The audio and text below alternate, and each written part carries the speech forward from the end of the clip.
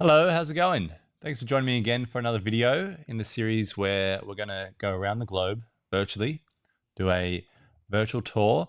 And I'm just going through the archives, some of the photographs and memories of the different places that I've visited over the years. Some of the moments I shared with my family, some of the stories that were told and experienced, and also a whole bunch of photographs that were taken throughout the trips and the journey, as I had those first time experiences and those first time, embraces. So yeah, this week we're going to go to a country that we all know, a wild country with, wild animals that, that are quite aggressive. Sorry, I think we're getting photo bombed here by a bloody flamingo. Oh. Sorry guys. Yeah, so sorry about that. That was not too professional. Anyway, back to it. So so we're going to a continent where you've got the big five. Where apparently we all possibly could have come from.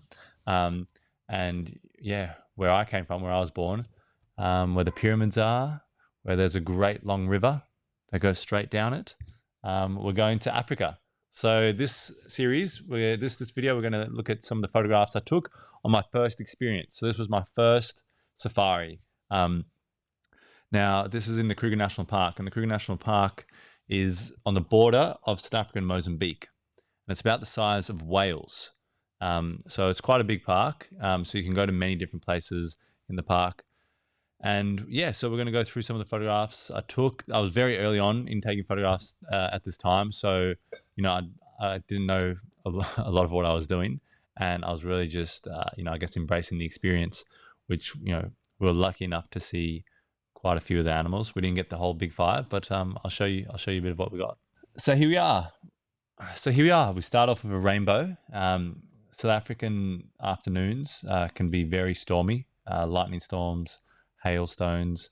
It's very full on. I think they're 4,000 kilometers above sea level, so you get quite a lot of storms, and in that you get some remarkable sort of clouds that form, which is something really cool. You get these these storms that bring about this amazing lightning and drama, and it's quite exciting.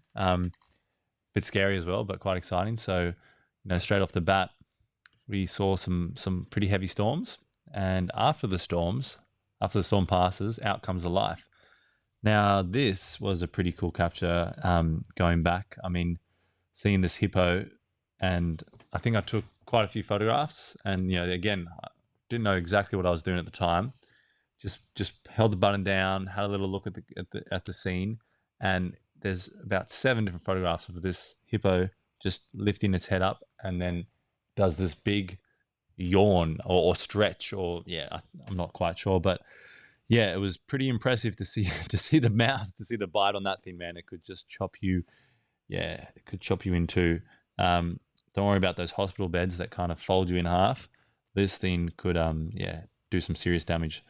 Yeah, so we saw that as we were just driving past a little pond. We saw his eyes just poking out the pond, or the little pond area, and then we got to see that. So in a sudden moment, Africa can turn on you.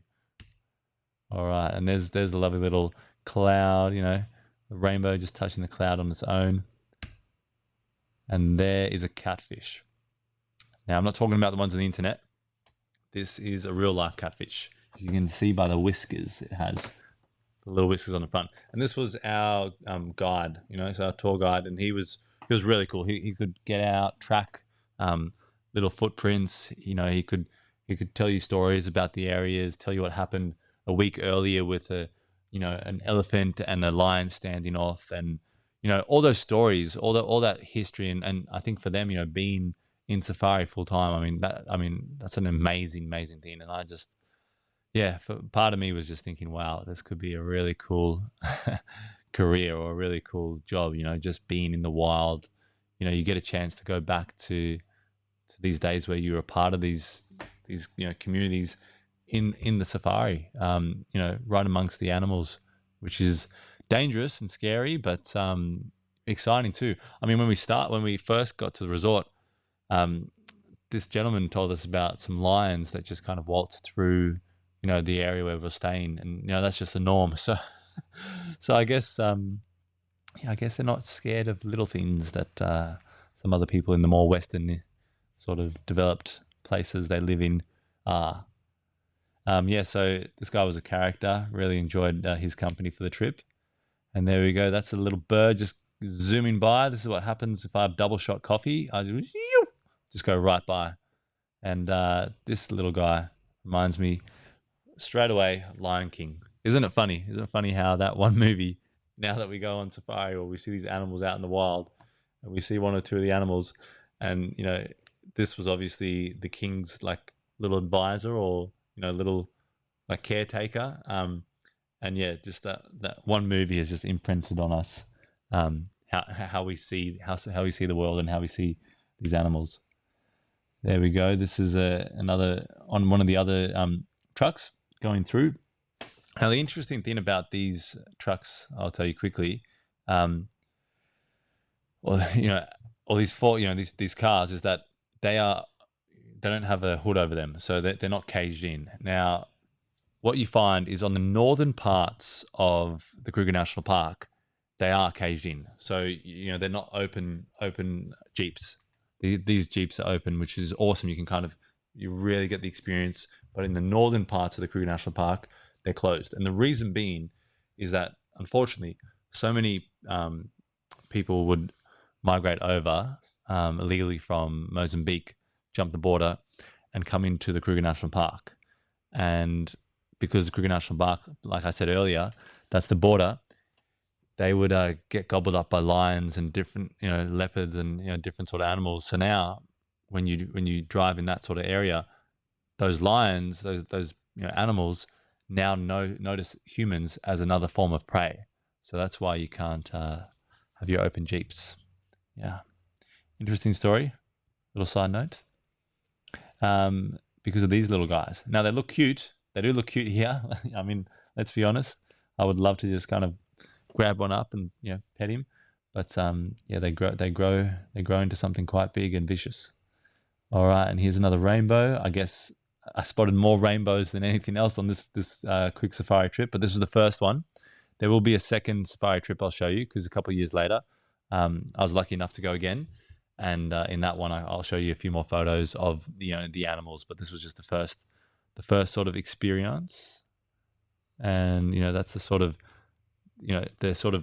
landscape you're dealing with. I mean, when we first, years and years ago, because I'm from South Africa and I've done many trips back to South Africa to see family, and we first went there, and had a little car, and we were going up to the safari, and we were going into this area that you can go into yourself.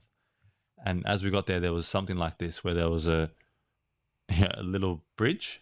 There was a bunch of water coming across after the rain, and we had a decision to make to go into the Kruger National Park, or and risk being swept away. And you saw what those hippos do, being chopped in half by one of those hippos, or turn back. And I think probably wisely, my parental figures at the time decided to turn back, and I am here today. Yeah, but yeah, you have to have these pretty hardcore Jeeps to get around. There they are. Look how cute they are. Oh, adorable.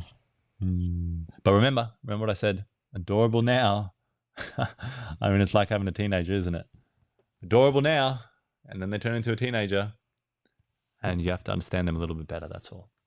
But with these guys, I don't think you can understand them a little bit better if they're big and burly. Some people do. Some people get there and they become one with the lion, and they play with them and all that sort of stuff.